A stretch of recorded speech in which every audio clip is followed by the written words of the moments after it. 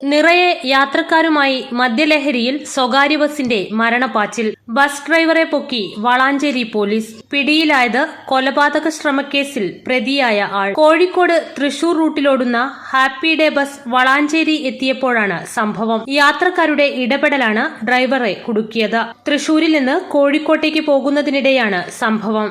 അപകടകരമായ രീതിയിലുള്ള ബസിന്റെ യാത്രയിൽ പേടിച്ച യാത്രക്കാർ സംഭവം പോലീസിൽ അറിയിക്കുകയായിരുന്നു. അതോടെ വളാഞ്ചേരി സിഐ ബഷീർ ചിറക്കലിന്റെ നേതൃത്വത്തിൽ പോലീസ് വളാഞ്ചേരിയിലെത്തി കാത്തുനിന്നു. ബസ് വന്നയുടൻ ഡ്രൈവറെ പുറത്തിറക്കി ബ്രീത്ത് അനലൈസർ ഉപയോഗിച്ച് പരിശോധിച്ചപ്പോൾ മദ്യലഹരിയിലാണെന്ന് വ്യക്തമായി.